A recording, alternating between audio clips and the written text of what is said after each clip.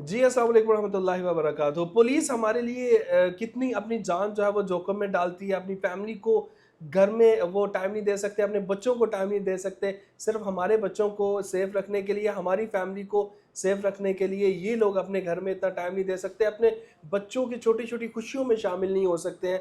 बहुत सी ऐसी चीज़ें हैं जिनसे पुलिस के जो एहलकार हैं वो महरूम रह जाते हैं और ये चीज़ें हम अक्सर सोचने से कासिर रहते हैं। खैर मेरे साथ डीएसपी मौजूद हैं रज़ा अवान साहब, इनसे बात करते हैं। सर कैसे हैं आप, ठीक जी हैं? अल्लाह का शुक्र है। सर आपसे बात करना चाहूँगा, जो आपकी जो जर्नी है उसमें मैं ज़्यादा लंबी चौड़ी तमहीद बांधे बगैर मैं चाहूँगा कि कोई ऐसा वाक़या जो आप शेयर करना चाहें, जो ऐसा केस कोई आपने सॉल्व किया हो जो बिल्कुल वो समटाइम होता है ना अंधा कत्ल होता है, तो वो आप कुछ घंटों में जो है वो कर देते हैं या कुछ दिनों में कर देते हैं। कोई ऐसी चीज़ मैं चाहूँगा कि आप हमारे ऑडियंस के साथ शेयर करें। केसेस तो बहुत ज़्यादा हैं जिसमें मैं समझ कई किताबें लिखी जा सकती हैं, लेकिन मैं आपको एक केस का वाक़या बताता हूँ। मैं जी। लाला मूसा में, सदर लाला मूसा में एसएचओ था गुजरात में। तो मैं थाने में बैठा हुआ था, तो एक बुज़ुर्ग आ गए। हुँ, उनके कपड़ों से लगता था कि वो बिल्कुल कोई मवेशी वगैरह का कारोबार करते हैं सही। या वो इस तरह का कोई मामलात करते हैं। तो वो कुल्लेवाल सईदा का एक बेला था, वहाँ से आए। तो उन्होंने मुझे कहा, जी मैं अपने जानवर लेके गया था, तो वहाँ पे एक सरकटी लाश मिली है। अच्छा। तो मैंने सबसे पहले अपने डीपीओ साहब को आगाह किया। मैंने कहा, सर इस तरह की इन्फॉर्मेशन मिली है, तो मैं अभी मौके पे जा रहा हूँ, तो उसके बाद देखता हूँ जो सूरत हाल है फिर मैं आपको बताऊँगा।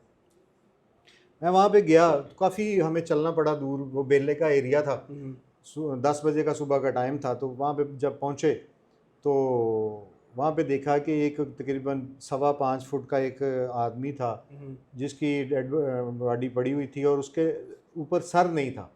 सर के अलावा बगैर वो लाश पड़ी हुई सर थी। वहाँ पे मौजूद ही नहीं था। सर वहाँ पे मौजूद ही नहीं था। हुँ, हुँ, हमने बड़ा वो इतनी इर्द गिर्द की झाड़ियाँ देखी, सारा इलाका छान मारा, लेकिन हमें सर नहीं मिला। हुँ। तो मैंने उसकी खुद जो है ना वो अपने हाथों से ही मैंने उसकी सारी तलाशी ली। उसकी जेब से कोई छोटे मोटे कोई कागजात निकले और उन कागजात पे किसी का कोई नाम लिखा हुआ था, एक मोबाइल नंबर लिखा हुआ था, 6 हिंसों वाला पीटीसीएल नंबर लिखा हुआ था, उसके ऊपर अब्बास लिखा हुआ था। हुँ। कोई ज़िले का, किसी टाउन का नाम नहीं लिखा, कुछ और भी थे। यानी आईडी कार्ड वगैरह कुछ भी नहीं था, आईडी कार्ड भी जस्ट एक कोई और। किसी किस्म का कोई ऐसा नहीं था जिससे पता चल सके कि ये बंदा फलां जगह का रहने वाला है। हुँ, और सादा उसका तहमत बंधा हुआ था, और जिस तरह पुराने हाथों से बने हुआ जूते होते हैं, हुँ। खुसा जिसको बोलते हैं, वो था।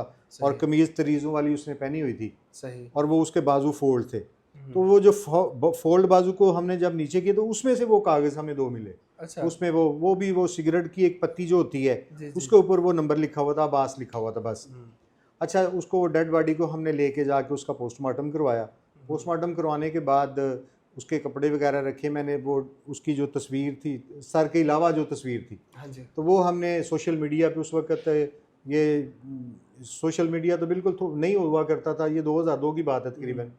लेकिन अखबारात में हमने दी। लाला मूसा के साफ़ी माशाल्लाह उन्होंने हमारे साथ बहुत तावन किया। हुँ। तो जिस तरह आपको पता है गुजरात के साफ़ी बड़ा इस सिलसिले ऐसे में ही, बड़ा तावन करते हैं। ऐसे ही है। तो उसमें हमने डेड बॉडी, फिर मैं वो नंबर लेके बैठ गया। तो उस वक्त ये एक्सचेंजें हुआ करती थी पीटीसीएल की। हाँ जी। तो मैंने वो एक्सचेंजों पे वो नंबर डायल करके एक्सचेंज का आगे नंबर लगा के तो वो बात करनी। किसी मर्द ने उठाना, किसी खातून ने उठाना, किसी बच्चे ने उठाना। तो मैंने पहले गुजरात वाले पे नंबर पे की, तो उन्होंने कहा जी रॉन्ग नंबर। हुँ, बड़े नाराज़ हुए। फिर मैंने खारियाँ वाले पे की, उन्होंने कहा जी रॉन्ग नंबर। फिर मैंने कुंजा का एक, फिर सराय आलमगीर का, लाला मूसा के, ये वो। फिर मेरे ज़हन में आया, मैंने वहाँ पे एक था हमारा डिंगा। तो डिंगे की एक्सचेंज का जब मैंने वो नंबर लगा के तो बात की कि मैंने अब्बास से बात करनी है, उन्होंने कहा जी वो तो नहीं है, वो तो कहीं हैं, मेहमान गए हुए हैं, तो वो जब आएंगे तो आपसे। तो मैंने कहा कि बेटा मुझे ये बता दें कि जगह कौन सी। मैं तो चूँकि उनका दोस्त हूँ, तो मैंने उनसे मिलने के लिए आना था, हुँ, हुँ। तो मुझे एड्रेस भूल गया आपका। ये मैंने नहीं बताया उनको कि मैं पुलिस अफसर हूँ। अगर ये बताता तो शायद वो हो सकता है वो परेशान मुझसे हो जाते। परेशान हो जाते और हाँ जी, मुझसे बात ही ना करते। हाँ जी। तो उन्होंने मुझे बता दिया, सीरिया एक गाँव था वहाँ का। हुँ, तो मैंने वो नोट कर लिया। मैं फ़ौरी तौर पे अपनी टीम को लेके उस वक़्त के जो एसएचओ सदर मंडी बहाउद्दीन में लगे हुए थे, मैं उनके पास चला गया। हुँ, उन्होंने मेरी बड़ी रहनुमाई की। उन्होंने मुझे उस गाँव के एक बंदे से मिलवाया। तो उन्होंने मुझे इन्फॉर्मेशन दी। मैंने पूछा कि ये बंदा जो है, ये नाम का बंदा, ये कहाँ पे हो सकता है, ये अब्बास। उन्होंने कहा ये जो अब्बास नाम का आदमी है, ये 3 दिन पहले ये 4 आदमी और एक औरत, फलां आदमी और उसकी बीवी और 3 ये बंदे, जिसमें अब्बास भी है, 2 और बंदे हैं। ये बंदे स्टेशन पे, जो रेलवे स्टेशन है, वहाँ से बैठ के लाला मूसा की तरफ इन्होंने सफ़र किया है। सही। जब मैंने वो बंदूक के नाम देख लिए तो उसमें 3 बंदे जो है ना वो रात को वापस आ गए, चौथा बंदा वापस नहीं आया और एक वो औरत भी वापस आ गई। तो फिर मैंने ये सारा वहीं पे बैठ के इसको मैंने अपने जब सारे ताने बांधे मिलाए तो मैंने देखा कि वो जो बंदा जिसकी डेड बॉडी थी ना, वो उसी बंदे में आता था जो उनके साथ नहीं आया था, जो मिसिंग था। और वो मिसिंग पर्सन था, वो जो आदमी था, वो उस औरत का शौहर था। ठीक है। तो जब मैंने उससे पूछा कि इनके ये कोई रिश्तेदार हैं, उन्होंने कहा नहीं, ये तो कोई और ज़ात के हैं। ये जो अब्बास है ये कोई जट बरादरी से तल्लक है, दूसरे को 2 और इस तरह के उसके साथ ही दोस्त हैं। तो इनके कोई आपस में इस खातून के साथ ना कोई नाजायज़ मरासम है। और ये जो इसका आदमी जो है ना वापस नहीं आया। तो मैंने उनको नहीं ये अभी तक बताया कि इसकी डेड बॉडी मेरे पास है या वो कत्ल हो चुका है। अच्छा, ये बताए बगैर या वो इन्वेस्टिगेट वहीं पे बैठ के मैं इन्वेस्टिगेट कर रहा था उसको। तो फिर हमने, मेरी चूँकि वहाँ पे टीम भी थी, हमने सारा इस केस को फिर वहीं पे बैठ के डिस्कस किया। ठीक है। तो हमने सोचा कि अगर हमने इसको थोड़ा सा भी लेट किया ना तो ये थोड़ा सा ना गड़बड़ हो जाएगी। हमने उसी रात पे वहीं पे बैठ के हमने प्लान किया और रेडिंग पार्टी तश्कील दे के हमने वो तीनों मर्द और वो औरत भी उठा ली। जब उनको इंटेरोगेट किया तो वो बड़े पक्के थे जिस्मानी तौर पे, तो उन्होंने वो इनकार किया कि हमने तो कुछ नहीं किया। फिर मैंने वो उस औरत को जो है ना वो उसको मैंने नफ्सियाती तौर पे ना थोड़ा सा डील किया। तो मैंने उसको कहा कि हतून, ये जो तुम्हारा शौहर जो था वो किधर है? वो कहने लगी वो तो कहीं किसी जगह पे गया हुआ है, हम तो वापस चले गए। तो वो व्यापार का काम करता है, कारोबारी आदमी है, तो वो चला गया हुआ है। तो मैंने कहा आपकी शादी ना करवा दें किसी जगह पे? तो उसने कहा कि कैसे? मैंने कहा आप इससे तलाक ले लें अपने शौहर से।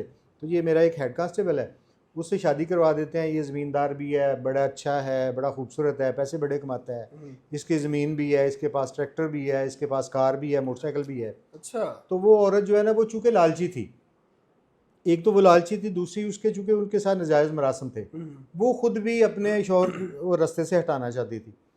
तो जब उसने मेरी उसने बातों में मुझे बता दिया कि मेरे शौहर को इन्होंने जो है ना मेरे सामने कत्ल कर दिया और हमने उसकी लाश को फ़लाँ जगह पे फेंका हुआ है।